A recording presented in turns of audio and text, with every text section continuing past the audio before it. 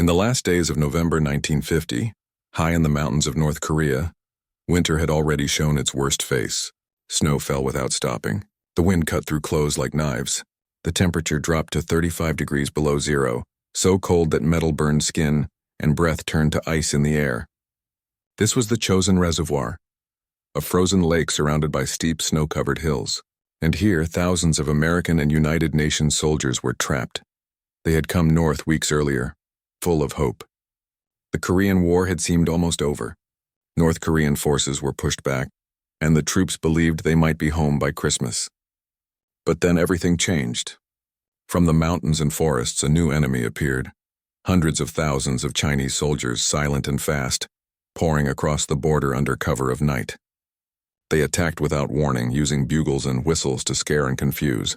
Their numbers were overwhelming. Now the Americans were cut off. Roads were blocked. Radio signals were weak or lost in the storm. Supplies could not get through. Food was running low. Ammunition was nearly gone. Worst of all, the wounded were piling up.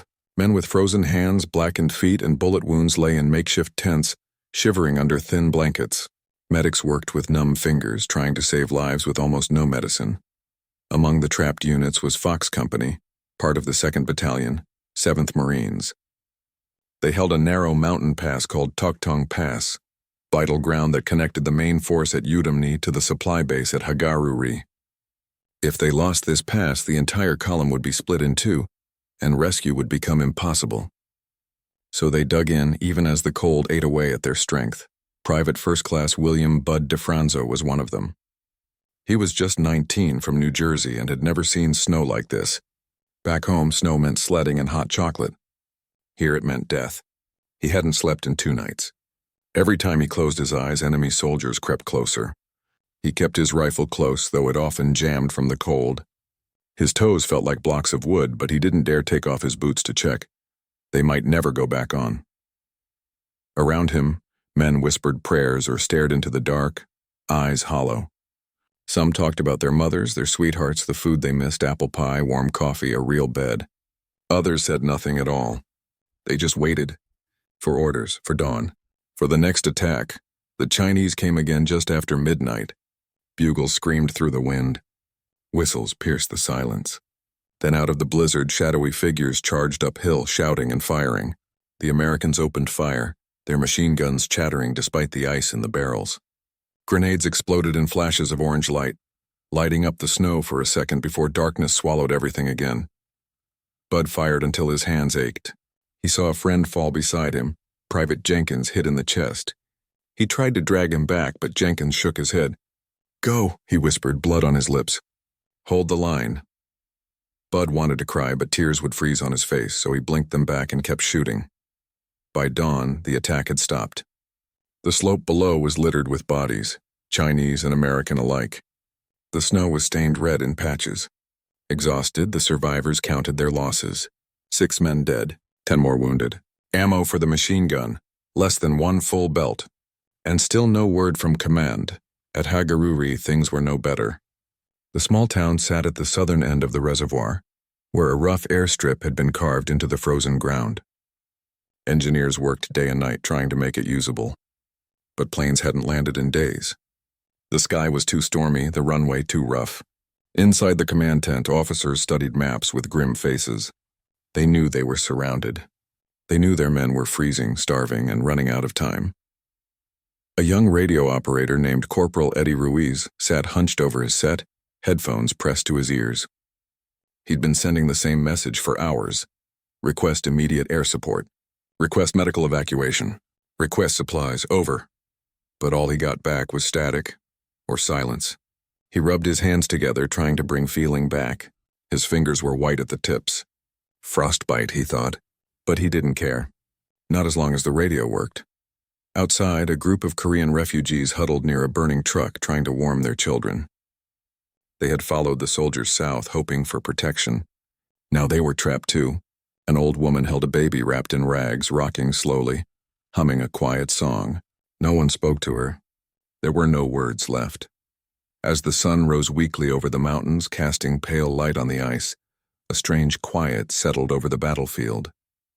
No bugles, no gunfire, just wind and snow, It felt like the world had stopped breathing. In that silence, hope began to fade. Men looked at each other and saw the same thought in their eyes. Is this how it ends? They had fought bravely. They had held their ground. But against the cold, the numbers, and the endless night, even courage had its limits. Just as all hope was gone, no one noticed the distant hum in the sky. No one saw the tiny specks far to the south, flying low through the storm.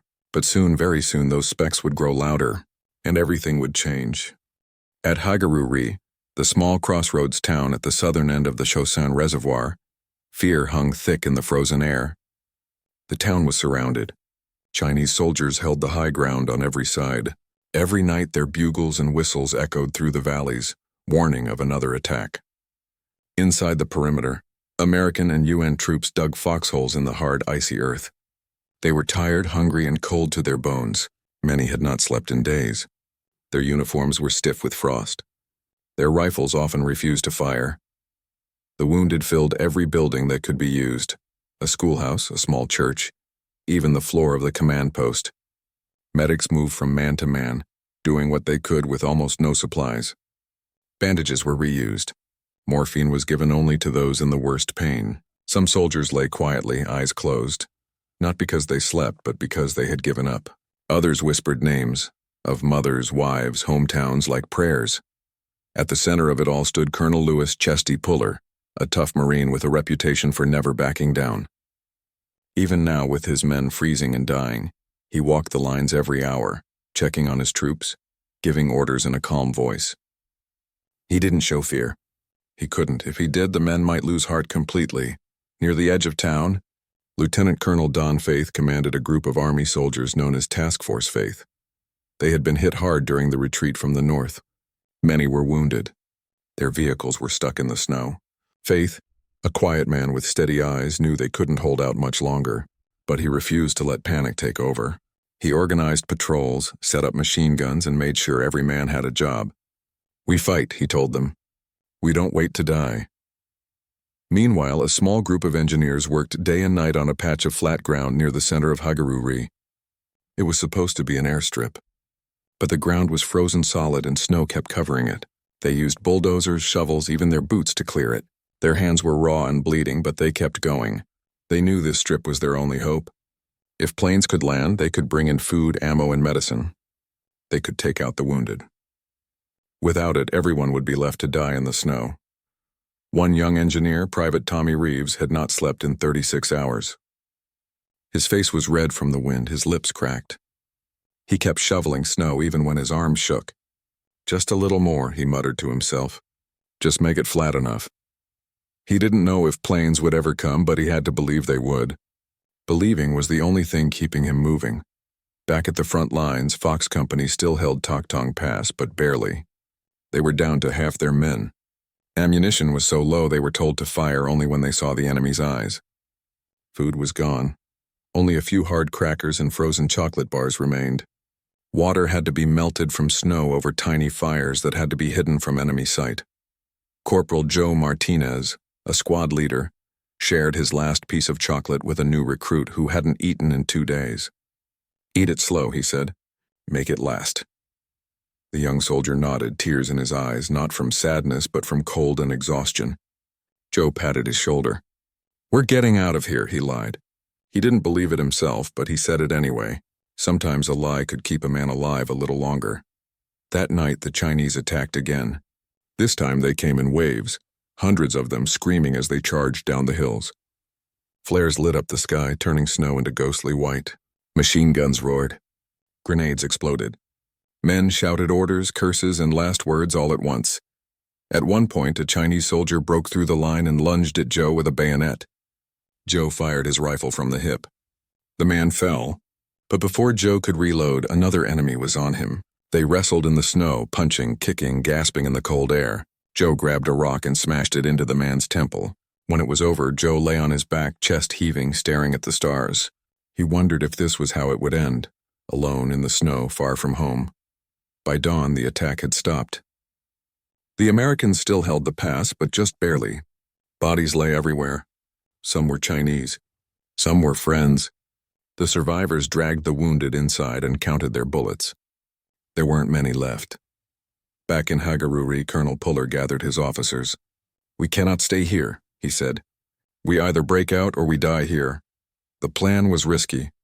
Fight their way south 78 miles through enemy-held mountains to the port of Hungnam. But it was the only chance. As the men prepared for the march, a strange sound broke through the wind.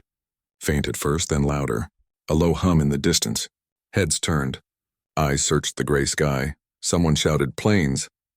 At first, no one believed it. The weather was still bad. Snow fell lightly. But then through the clouds, the shape of an aircraft appeared, then another. And another. U.S. Air Force C-47s flying low and slow, heading straight for the rough strip at Hagaruri. The engineers dropped their shovels and waved their arms. Medics ran to the wounded. Soldiers stood in silence, watching, hardly daring to hope. The first plane touched down, skidding slightly on the ice but holding the runway. Dust and snow kicked up behind it. The ramp dropped. Out came crates of ammo, boxes of food, and medics with stretchers.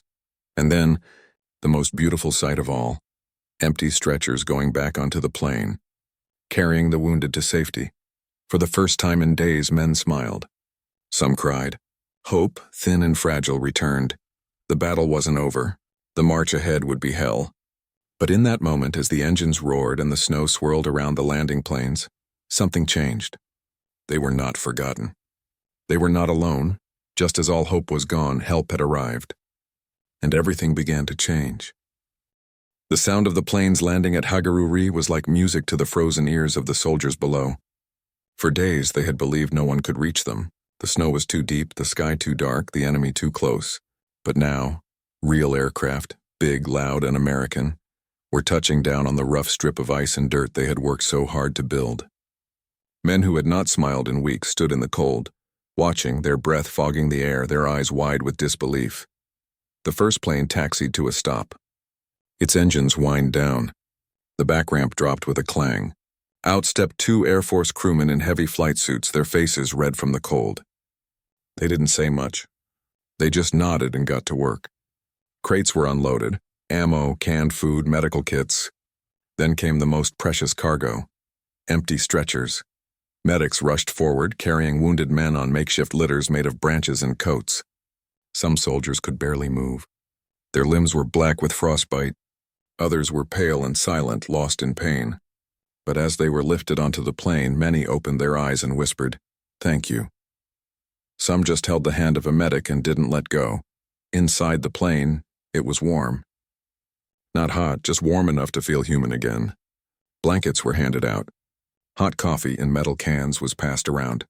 For the wounded, it was like stepping into another world. One young Marine, no older than 20, lay on a stretcher and cried quietly as the plane's door closed. He hadn't cried since the first night of the battle. But now, safe at last, the tears came. Outside, the work continued. A second plane landed, then a third. Each time the same routine: unload supplies, load the wounded, take off again into the gray sky. Pilots like Major William Bill McElhiney flew through blizzards and enemy fire to get there. They had no fancy landing gear, no radar. Just guts, skill, and a promise to bring help. Many of them had been told the airstrip wasn't ready, but they came anyway. Back at the front lines, word spread fast. "Planes are landing at Hagaruri," someone shouted down the line. The news traveled like fire through dry grass. Even the men at Toktong Pass heard it. For the first time in days, they felt something other than fear. They felt hope. That hope gave them strength. When the next Chinese attack came that night, the Americans fought harder. They knew help was real. They knew they weren't forgotten. Bullets seemed to fly straighter. Grenades landed closer. The line held. At dawn, a radio message crackled through the static. "Evacuation underway. Prepare to move south." It was the order everyone had been waiting for. They would not stay and die in the snow. They would fight their way out. Colonel Puller gathered his officers. "We leave tonight," he said. "We take everything we can carry. Burn the rest." Trucks that couldn't be fixed were set on fire. Extra gear was buried or destroyed. Even the dead were wrapped in ponchos and left in shallow graves, marked with rifle barrels stuck in the snow. It was a hard goodbye, but there was no time for tears. The wounded who could walk were given places in the trucks. Those too hurt to move were promised they'd be flown out soon.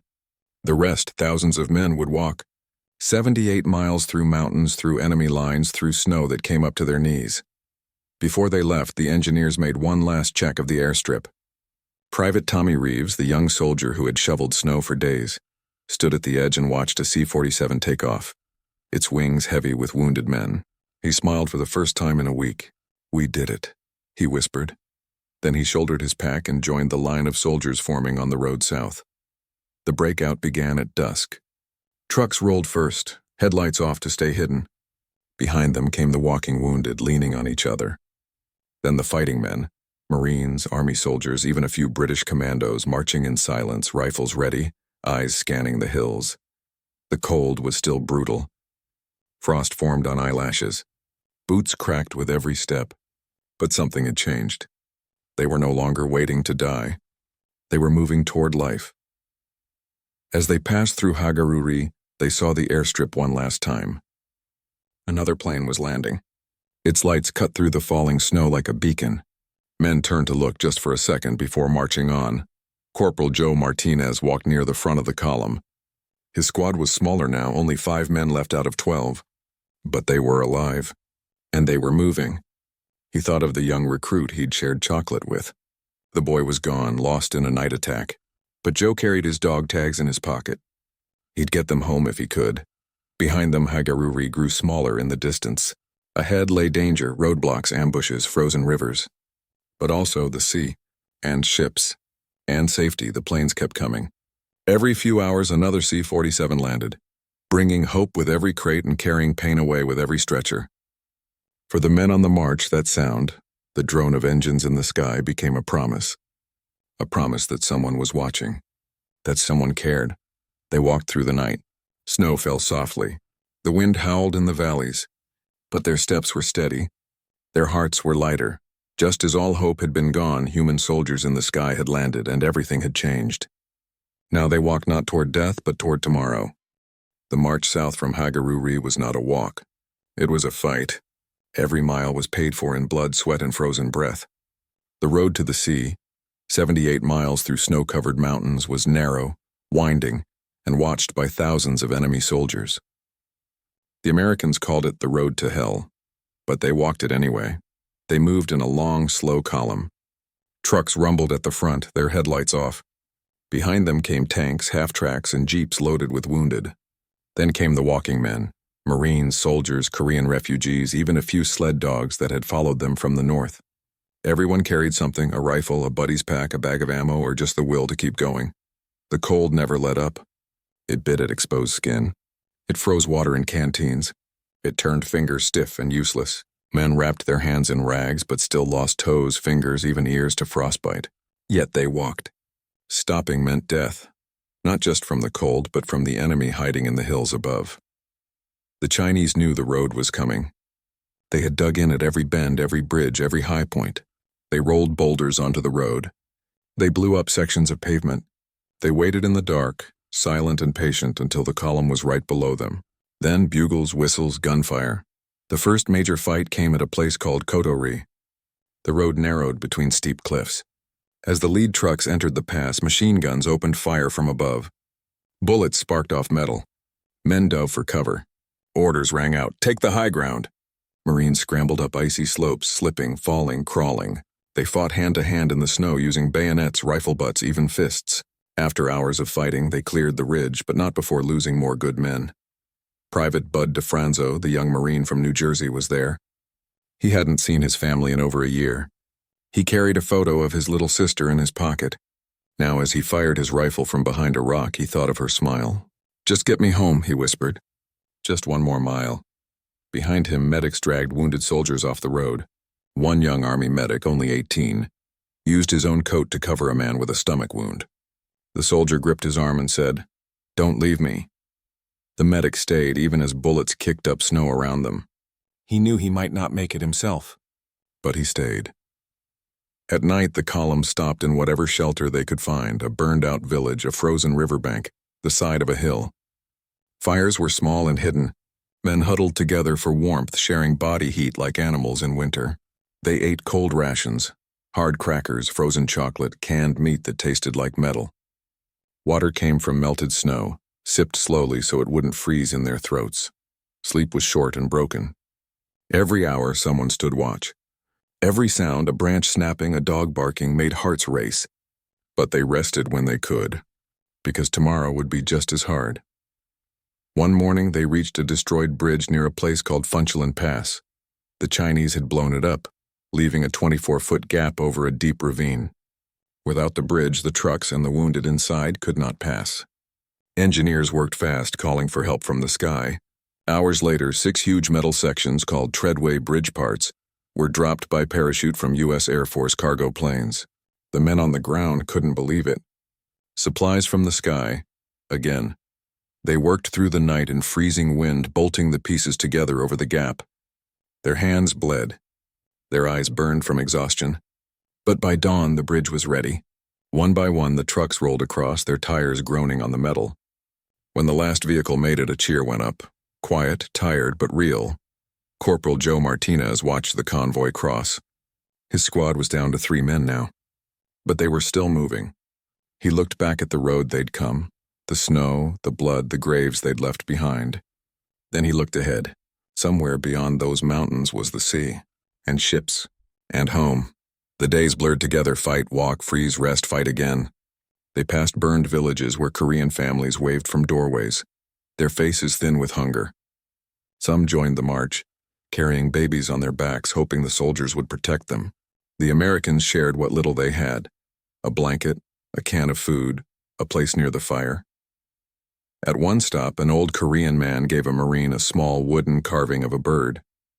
"For luck," he said in broken English. The Marine tucked it into his pocket and nodded. He didn't know if he'd live to use it, but he took it anyway. Morale was low but not gone. Jokes were told in whispers. Songs were hummed under breath. Letters from home were read again and again, even when the paper was stained with mud and blood. These small things kept the darkness at bay. They knew the Chinese were still out there. They could feel eyes on them. But the Americans were no longer trapped. They were moving, and movement meant hope. Each mile south felt like a victory. 10 miles, 20, 30, the mountains began to flatten. The air smelled different, less pine, more salt. Someone said, "The sea is close." No one believed it at first. But then one morning a soldier on point stopped and pointed. Far in the distance, past the last ridge, a thin line of blue shimmered on the horizon. "The ocean," he said. Men stood in silence. Some cried. Others just stared as if seeing a miracle. They weren't safe yet. The road still held danger, but for the first time in weeks they could see the end. They walked faster that day. Not running, just walking with purpose. Shoulders straighter, eyes forward. The sea meant ships. Ships meant escape. Escape meant life. And so they marched on, through snow and shadow, toward the blue line that promised everything would be okay. By Christmas Eve, the last of the soldiers reached the port city of Hungnam. The sea stretched out before them, gray, cold, but free. Behind them lay the mountains, the snow, the frozen hell they had just walked through. Ahead waited a fleet of more than 190 ships. Destroyers, cargo vessels, hospital boats, all flying American and United Nations flags. Smoke rose from their stacks. Ropes hung from their sides. Lifeboats bobbed in the waves. The men stumbled into the city exhausted, hollow-eyed, many limping or leaning on crutches made of rifle barrels. Their uniforms were torn, stained with blood and mud. Frost still clung to their beards. But they were alive, and they were getting out. Hungnam was chaos, but good chaos. Medics ran to meet the wounded. Cooks handed out hot soup and bread. Navy sailors helped soldiers onto ships, saying things like, "You made it, buddy," or "Welcome aboard."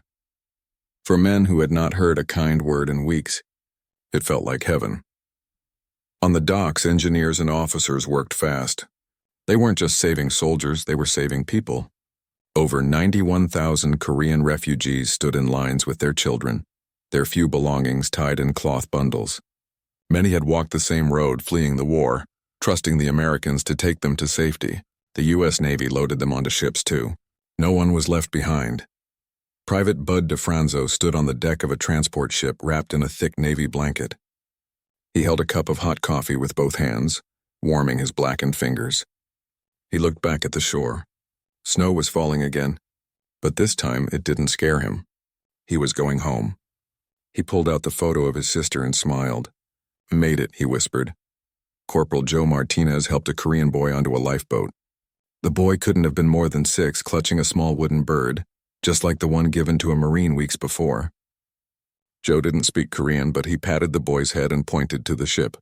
"Safe now," he said. The boy nodded and climbed aboard.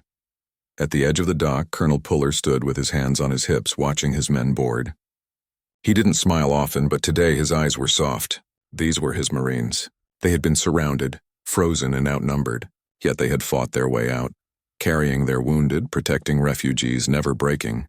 He felt proud, not just as a commander, but as a man. The evacuation, later called the Hungnam Miracle, lasted 10 days. Ship after ship filled up and sailed south to Busan and Japan. In all, over 105,000 military personnel and 91,000 civilians were rescued. Trucks, tanks, even airplanes were loaded onto cargo ships. Then on December 24th, the last ship pulled away. Behind it, U.S. engineers set off a massive explosion, destroying the port so the enemy couldn't use it. The blast lit up the night sky like a final salute. Back in America, newspapers called the Chosin campaign a retreat, but the men who lived it knew better. They hadn't run. They had fought every step of the way. They had saved each other. They had refused to quit, even when death seemed certain. Years later, at reunions in quiet towns across the country, the survivors would gather. Old men now with white hair and slow steps, they'd sit in folding chairs sipping coffee, telling stories only they understood. They'd talk about the cold, the fear, the friends they lost. But they'd always come back to one moment, the sound of planes landing at Hagaruri. "That's when we knew we weren't alone," one would say. "They came for us," another would add. "Just when we thought it was over, they showed up." For them, that moment changed everything. It wasn't just about survival. It was about knowing that someone cared enough to fly into a blizzard, land on ice, and carry the broken back to safety. It was about the bond between soldiers on the ground, in the air, on the sea. The world moved on. The Korean War faded from headlines. New wars came. But for the men of Chosin, that frozen road stayed with them forever. It shaped who they were. It taught them what courage really meant, not the absence of fear, but moving forward even when hope is gone. And in the end, hope wasn't gone.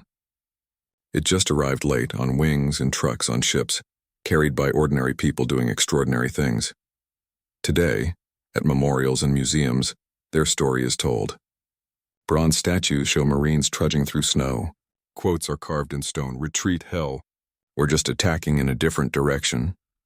But the real story lives in the quiet voices of old men who still wake up sometimes, dreaming of bugles in the snow, and then remember with relief that they made it to the sea. Just as all hope was gone, human soldiers landed and everything changed. Not just the battle, not just the war, but the lives of everyone who walked that road and everyone who waited for them back home, and that change lasted a lifetime.